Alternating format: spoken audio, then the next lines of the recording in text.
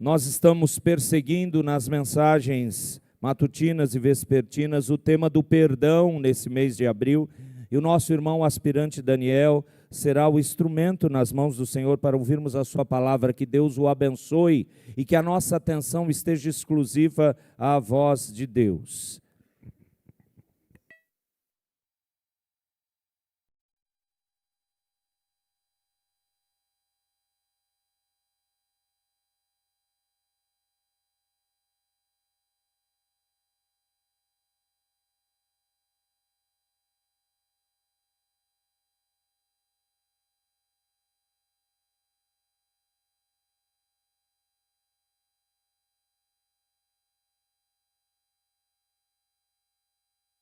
Sete vezes? Respondeu-lhe Jesus: não te digo que até 7 vezes, mas até 70 vezes 7. Por isso o reino dos céus é semelhante a um rei que resolveu ajustar contas com os seus servos. E passando a fazê-lo, trouxeram-lhe um que lhe devia 10.000 talentos. Não tendo ele, porém, com que pagar, ordenou o Senhor que fosse vendido ele, a mulher, os filhos e tudo quanto possuía, e que a dívida fosse paga.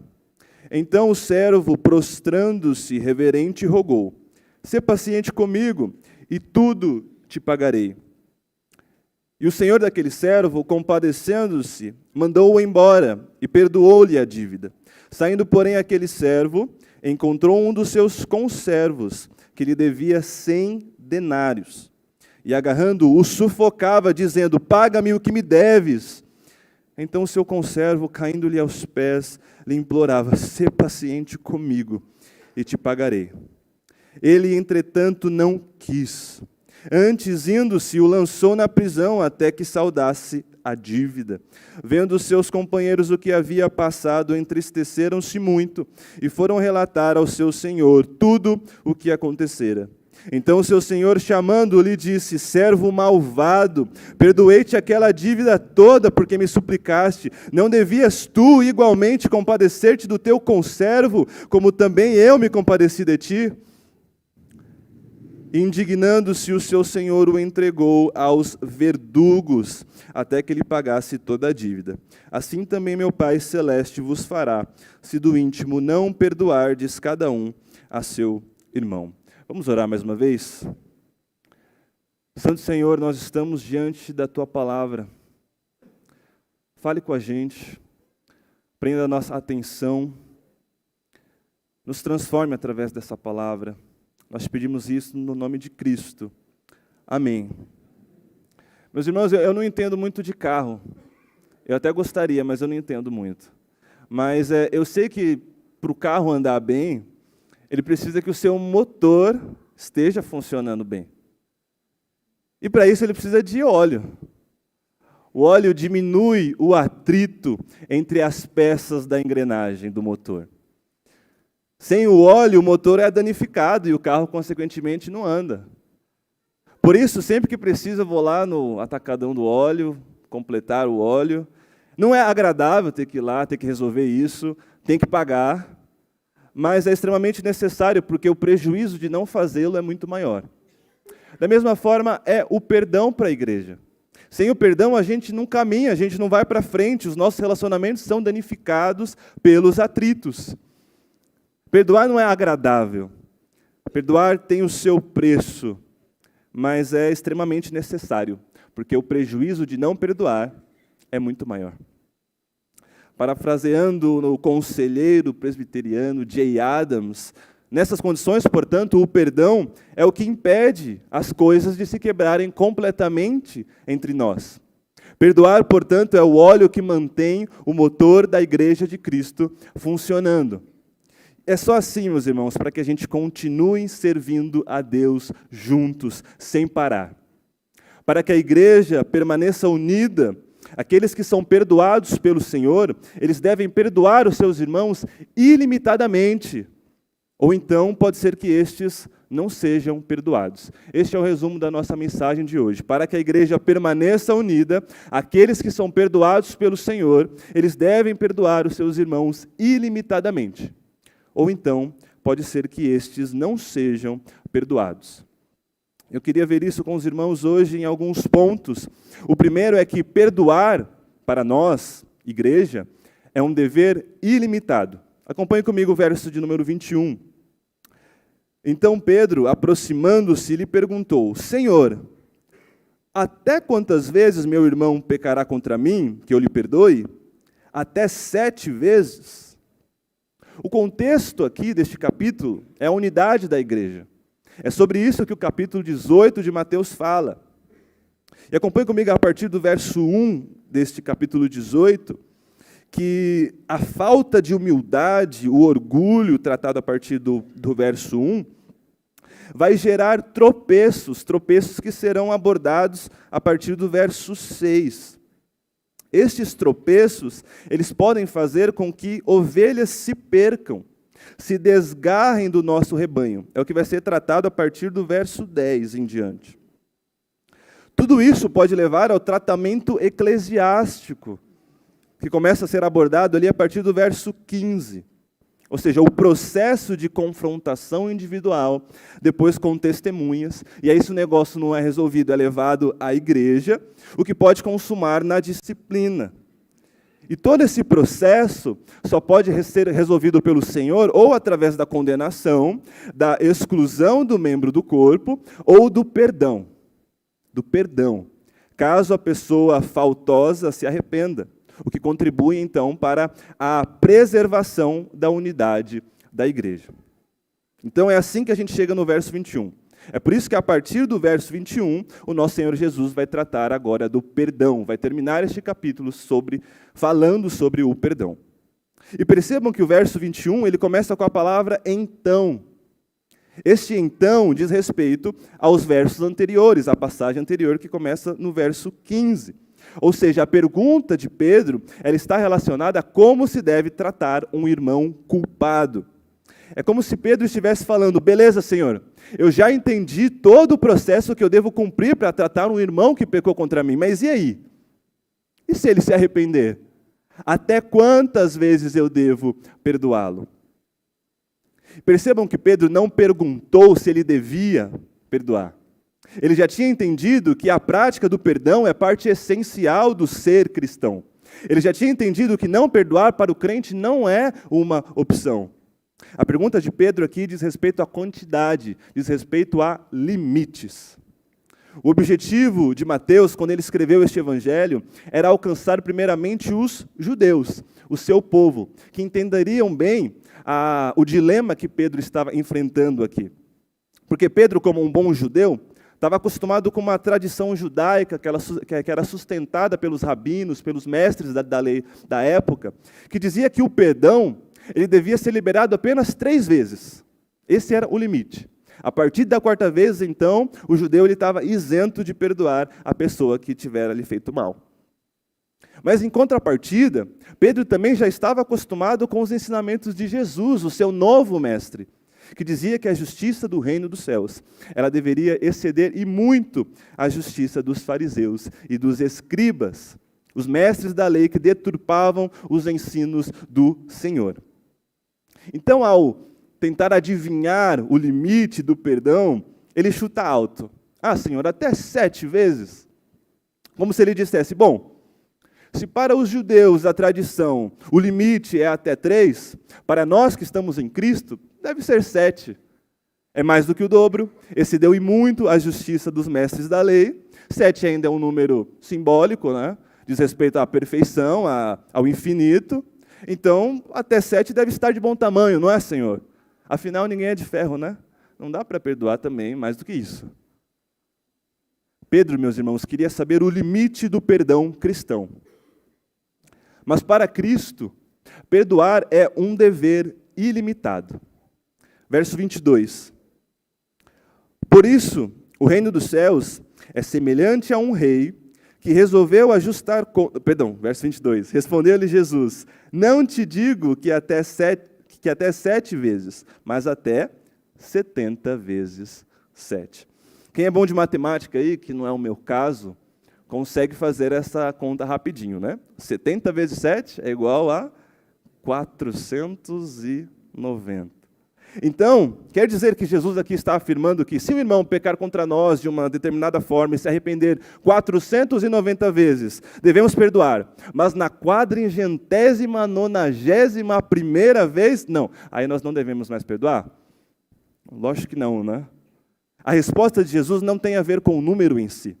Foi um exagero que ele usou para deixar claro que no reino dos céus não se faz conta para perdoar um irmão arrependido. Os pecados dos nossos irmãos não devem ser colocados na ponta do lápis. Na igreja não se impõem limites à misericórdia para com quem se arrepende. O perdão cristão não deve ser calculado. Portanto, a ideia de Jesus aqui é a constância do perdão, não o limite. Perdoar aquele que pede perdão não é apenas uma ordem, mas uma ordem ilimitada. Devemos perdoar não uma, duas, até 3, até 7, 490, 491 vezes, não, mas ilimitadamente. Aquele que faz parte do reino dos céus perdoa e perdoa sempre que necessário.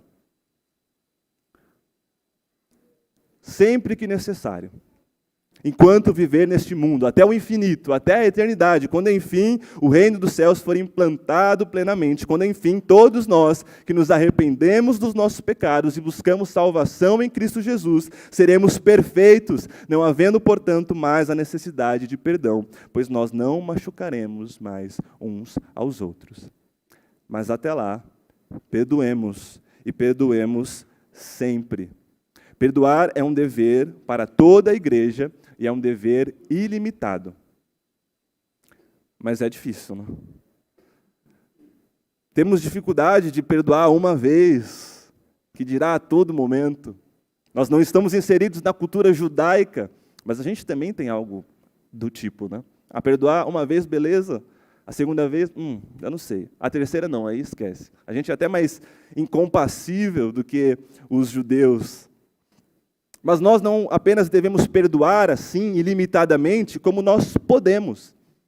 Em Lucas 17, após Jesus dar esta mesma ordem aos seus discípulos, logo em seguida, eles pedem para que Jesus aumentasse a fé deles, como se eles dissessem: Senhor, a gente precisa de mais fé para que a gente possa cumprir isso. E o Senhor, logo em seguida, responde que se eles tivessem fé do tamanho de um grão de mostarda, que é minúsculo, eles poderiam cumprir esse dever de perdoar de forma ilimitada. Meus irmãos, graças a Deus nós temos fé. Não importa o tamanho dela, se cremos realmente em Jesus, nós podemos perdoar ilimitadamente. Não apenas devemos, nós podemos. Lá fora a galera pode dizer que não consegue perdoar, mas aqui dentro não. O Senhor pode fazer de nós perdoadores ilimitados, que perdoam como Cristo ordena, porque Ele mesmo nos perdoou dessa forma, comprando para nós com o sangue a bênção, o poder de perdoar ilimitadamente. Foi para isso que o Senhor nos salvou. Isso nos leva ao nosso segundo ponto. Nós devemos perdoar ilimitadamente, porque o perdão do Senhor por nós não tem limites. Olha o verso 23. Por isso o reino dos céus é semelhante a um rei que resolveu ajustar contas com os seus servos.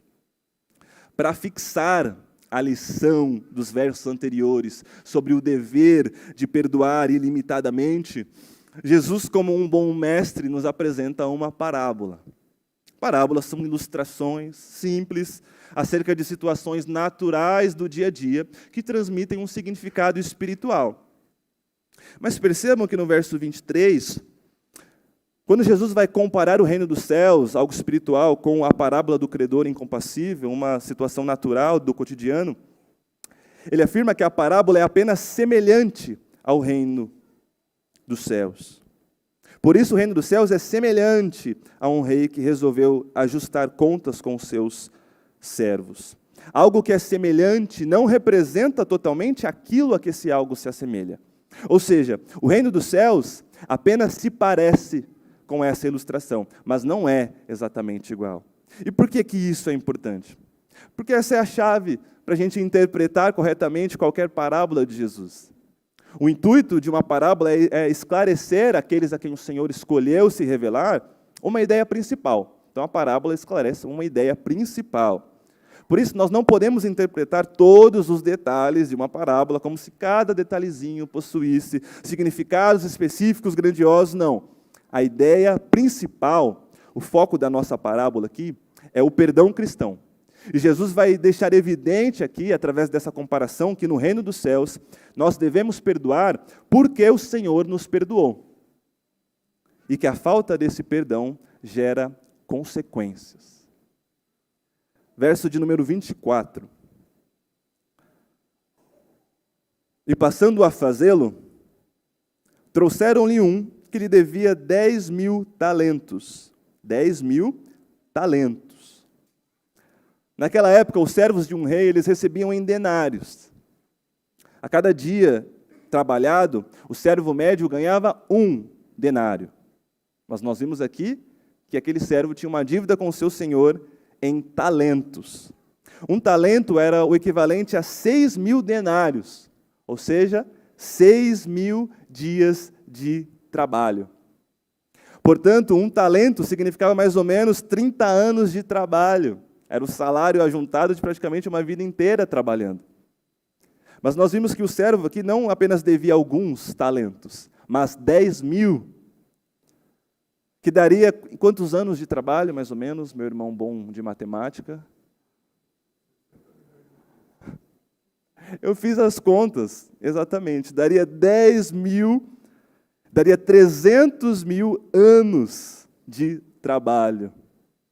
Ou seja, de novo, através do exagero, Jesus deixa claro que a dívida do servo para com o seu senhor era totalmente impagável.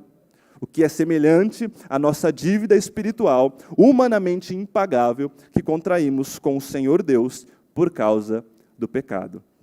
Verso 25. Não tendo ele, porém, com que pagar, ordenou o Senhor que fosse vendido ele, a mulher, os filhos e tudo quanto possuía, e que a dívida fosse paga. A mulher, os filhos, as posses aqui, representam o homem como um todo, ou seja, era toda a sua propriedade, tudo que ele tinha. Assim, Jesus queria evidenciar que aquele servo devedor deveria entregar toda a sua vida para amortizar a dívida. Da mesma forma, o homem que serve a Deus deveria pagar tudo que ele deve ao Senhor com a sua própria vida, se Cristo não tivesse pagado esse preço com a sua morte. Verso 26. Então o servo, prostrando-se reverente, rogou: sê paciente comigo, e tudo te pagarei. Tudo te pagarei. Olha a arrogância do servo. Pedindo paciência ao Senhor, porque na cabeça dele ele conseguiria pagar tudo. Como se ele tivesse condições disso, de pagar essa dívida tão alta com seu próprio trabalho, com seu próprio esforço. Parecendo aqueles que tentam se salvar pelas suas próprias boas ações, pelos seus méritos, pelas suas boas obras. Mas o que o Senhor deste servo faz? Verso 27. E o Senhor daquele servo, compadecendo-se, mandou-o embora e perdoou-lhe a dívida. O servo que devia tanto, recebeu mais do que pediu, recebeu compaixão, perdão total da dívida. Final feliz, não é? Não exatamente. Verso 28. Saindo, porém, aquele servo encontrou um dos seus conservos, que lhe devia 100 denários. 100 denários. E agarrando-o, sufocava-o, dizendo: paga-me o que me deves. O servo que havia recebido misericórdia do seu senhor, agora não é misericordioso com o seu conservo. O detalhe é que que o seu conservo devia apenas 100 denários a ele. Como a gente viu, isso equivalia a 100 dias de trabalho. Claro, não era uma quantia insignificante. Um salário de 100 dias de trabalho é algo considerável. Mas não era nada comparado ao débito que o servo tinha com o seu senhor. Aquele que teve a sua própria vida poupada por muito, agora estava lá sufocando, estrangulando, quase matando o seu semelhante, o seu companheiro, por pouco. Verso 29. Então o seu conservo, caindo-lhe aos pés, lhe implorava: sê paciente comigo e te pagarei. O conservo também clama por paciência, mas diferente da atitude do servo para com o seu senhor, o conservo não afirma que pagaria tudo, o que nos leva a presumir que ele não tinha condições de arcar com todos os custos, e ele sabia disso, mesmo a dívida dele não sendo tão grande. Então, diante da humildade do conservo, é claro que o servo vai se compadecer, não é? Ele vai seguir o exemplo do Senhor, não vai? Não. Verso 30. Ele, entretanto, não quis. Não quis. Antes, indo-se, o lançou na prisão, até que saudasse a dívida. Mesmo após ter sido perdoado, o credor não quis perdoar. Ele devia, ele podia, mas ele não quis. Porque ele havia se esquecido do seu passado, daquela dívida tão alta que ele possuía, e do perdão maior ainda que tinha recebido do seu Senhor. Triste, né? E quantos de nós, queridos, não agimos da mesma forma no reino dos céus, com os nossos irmãos, na igreja? Essa falta de compaixão gera tristeza no meio dos servos do Senhor Jesus. Verso 31. Vendo seus companheiros o que se havia passado, entristeceram-se muito e foram relatar ao seu senhor tudo o que acontecera. Verso 32. Então o seu senhor, chamando, lhe disse: servo malvado, perdoei-te aquela dívida toda porque me suplicaste. Não devias tu, igualmente, compadecer-te do teu conservo, como também eu me compadeci de ti? O perdão do servo para com o seu conservo tinha limite. Ele não agiu como seu senhor, não se compadeceu, não perdoou de forma ilimitada, porque ele não aceitou ficar no prejuízo. Meus irmãos, para Jesus, perdoar é ficar com o prejuízo, é arcar com a despesa, espiritualmente falando. O perdão cristão tem a ver com perda, pressupõe o ônus. A dívida do homem, como os irmãos bem sabem, com Deus, ela é mortal, mas ao se compadecer da condição dos seus, o Senhor escolhe ficar com prejuízo. Ele mesmo veio a este mundo, se encarnou, doou sua própria vida, foi crucificado. Como Paulo fala aos Colossenses, tendo cancelado o escrito de dívida que era contra nós, removeu completamente, encravando-o na cruz. Cruz que é símbolo de derrota. O próprio Senhor perdendo, Ele saiu perdendo, assumiu a nossa dívida para que fôssemos perdoados. Quando oramos o Pai Nosso, a oração da família de Cristo, pedimos que o Senhor perdoe as nossas dívidas, assim como nós perdoamos os nossos devedores. Você tem perdoado os seus devedores? Os nossos devedores são os nossos irmãos que nos ofendem, que fazem coisas contra nós, que nos entristecem. Quando eles pecam contra a gente, eles ficam em débito conosco, eles entram numa dívida moral com a gente. E quando nós perdoamos essa dívida, parece que nós saímos derrotados, porque ficar no prejuízo dói. A gente quer reembolso, a gente quer que o nosso irmão nos compense, mas perdoar é o nosso dever, como igreja, visto a obra perdoadora do Senhor por nós, que nos garante continuamente o perdão. Na matemática do Evangelho, a misericórdia do Senhor por nós ela é incalculável. Por isso, nós não devemos apenas perdoar e perdoar sempre, como nós devemos também perdoar tudo, se o nosso irmão se arrepender. Perdoar até o que parece imperdoável. Assim como o Senhor não perdoou apenas alguns dos nossos débitos, mas toda a nossa dívida, quando nos arrependemos dos nossos pecados. Não seja um servo malvado, meu irmão, um credor incompassível, um cristão ingrato. Você foi perdoado para perdoar, para se parecer, para ser igual a Cristo. John MacArthur nos diz que nós nunca nos parecemos tanto com o Senhor como quando perdoamos. Portanto, uma vez que fomos perdoados para sempre, devemos sempre perdoar. Então, se Cristo é o nosso Senhor, obedeçamos. Se fazemos parte do reino dos céus, perdoemos como nosso Rei Jesus nos ordena e nos dá o exemplo. Façamos isso em gratidão ao seu perdão por nós. Então tire o olho do homem, meu irmão. Olhe para o Senhor, olhe para aquilo que Ele fez para te perdoar. Só assim, para você perdoar o que os seus irmãos fazem contra você. Jesus nos perdoou para sermos igreja, para caminharmos juntos, para servirmos juntos a Ele. Nos salvou para que pudéssemos viver em unidade. O perdão, portanto, nos mantém unidos. Todos os atritos entre nós, eles só podem ser resolvidos se cumprirmos o nosso dever de perdoar ilimitadamente.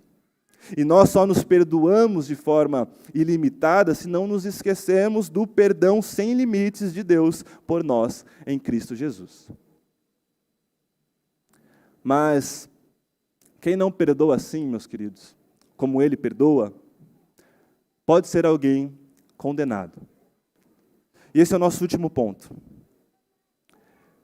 Limitar o nosso perdão é uma atitude condenável para o Senhor. Verso 34. Indignando-se, o seu senhor o entregou aos verdugos até que ele pagasse toda a dívida. Esses verdugos aqui não eram simplesmente carcereiros de uma prisão. Eles eram os carrascos do Senhor. O servo que não perdoou, portanto, ele foi entregue nas mãos de torturadores para sofrer, para pagar pela sua falta de perdão. Ele foi condenado. Verso 35. Assim também meu Pai Celeste vos fará, se do íntimo não perdoardes cada um a seu irmão. Meus irmãos, o nosso Senhor fica indignado com quem deixa de perdoar. E por isso Ele condena a todos que impõem limites ao perdão. Perdoar como o Senhor nos perdoou, de forma ilimitada, é uma ordem, é um dever, como nós vimos. Portanto, desobedecer a esse dever é pecado. Se você, que foi perdoado mesmo tendo feito tanta coisa contra o Pai, não perdoa o seu irmão, que pode até ter feito algo contra você, mas que não foi nada comparado ao que você já fez contra Deus, sua atitude é condenável para o Senhor. Este mesmo Senhor, este mesmo Jesus, neste mesmo Evangelho, mas no capítulo 6, verso 14 e 15, afirma: se vocês perdoarem aos outros as ofensas deles, também o Pai de vocês que está no céu perdoará vocês. Se, porém, não perdoarem aos outros as ofensas deles, também o Pai de vocês não perdoará as ofensas de vocês. Duro, não é? O Senhor está deixando claro aqui que aquele que não perdoa não será perdoado. Mas como assim? Porque nós sabemos que nós não perdoamos para sermos perdoados. A gente não faz alguma coisa boa para que o Senhor faça alguma coisa boa para a gente. Mas para Jesus aqui uma coisa está ligada à outra. Nós perdoamos porque fomos perdoados. Mas a questão é que Deus, meus irmãos, Ele pode sim condenar quem já foi perdoado por Ele, mas que não perdoa o seu irmão. Mas calma. Essa condenação não é eterna, não. O Senhor não revoga o seu perdão por nós se não perdoarmos os nossos irmãos. Não. Nós não perdemos a salvação se deixamos de perdoar. Não. O perdão do Senhor Jesus por nós, como vimos, é ilimitado, é eterno. Só que, claro, meus irmãos, ser perdoado não quer dizer ficar isento das consequências do nosso ato pecaminoso. Isso porque, para Deus, misericórdia e justiça sempre andam juntas. Nós fomos perdoados para agirmos como Cristo. E Cristo perdoa quem erra e se arrepende. Então o Senhor pode nos cobrar caso a gente não haja da forma para a qual fomos salvos para agir. Por isso, até nós, que fomos perdoados eternamente pelo Senhor, sofremos com a consequência do pecado enquanto vivemos neste mundo.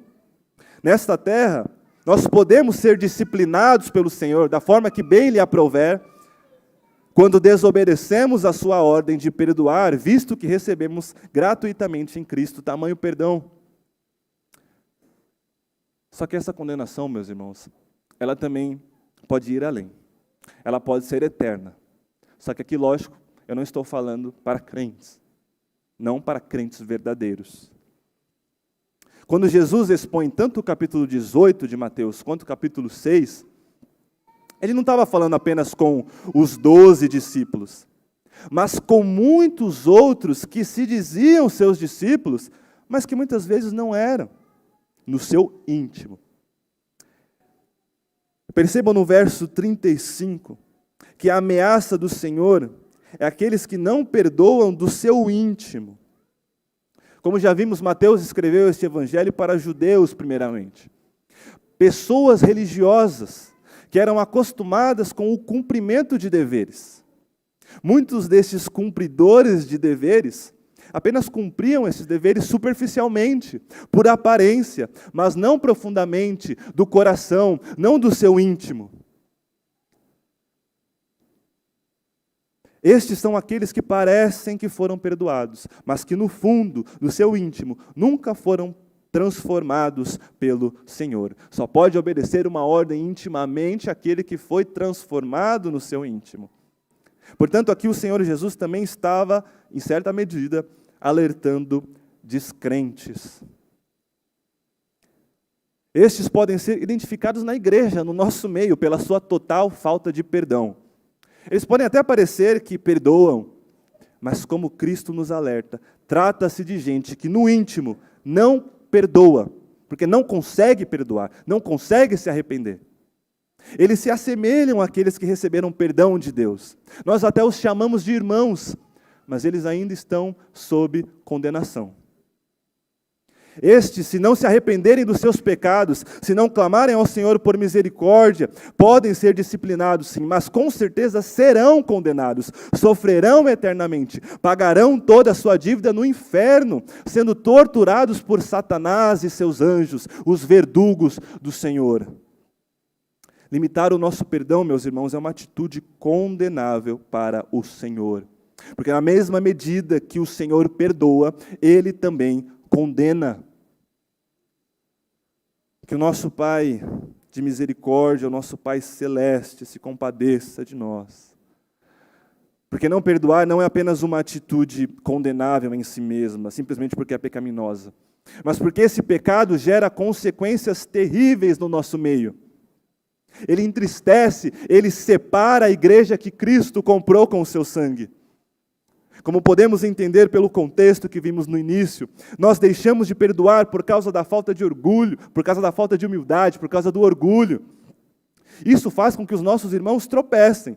E aí as ovelhas que estão no nosso meio, que não perdoam esses tropeços, elas se afastam da igreja. Assim como os que não são perdoados também se afastam. E é por isso que não perdoar pode levar à disciplina, à condenação. Meus irmãos, não pode haver separação entre nós. É por isso que o Senhor condena quem causa essa separação. Quem não se arrepende, quem não perdoa. Não adianta, meus irmãos, a nossa igreja ser um carrão, uma Ferrari, se não tiver óleo no motor. Se o nosso motor estiver danificado, a gente não sai do lugar, a gente não caminha. Todos nós somos peças na engrenagem da igreja de Cristo. Juntos fazemos o seu motor funcionar pela graça de Deus, mas para continuarmos unidos, caminhando, servindo juntos, os atritos entre nós precisam ser resolvidos pelo óleo do perdão, como diria Jay Adams. Por isso, para que a igreja permaneça unida, nós devemos perdoar sempre, ilimitadamente, lembrando do perdão eterno do Senhor por nós, para que não soframos nenhuma condenação. Vamos orar. Santo Deus, perdão. Perdão pela nossa falta de perdão. O Senhor nos deu a ordem, o Senhor nos deu o poder, mas muitas vezes a gente não quer perdoar. Perdoe por trazer separação à união da tua igreja. Nos ajude, Pai, a perdoar como o Senhor nos perdoou. Te damos graças àqueles que, sim, o Senhor tem transformado e que por isso perdoam, que por isso mantém a nossa igreja unida. Te damos graças por estes. Te agradecendo pelo sacrifício de Cristo, que nos perdoou de tamanha dívida. É isso que nós te pedimos e te agradecemos, Senhor, no nome de Jesus. Amém.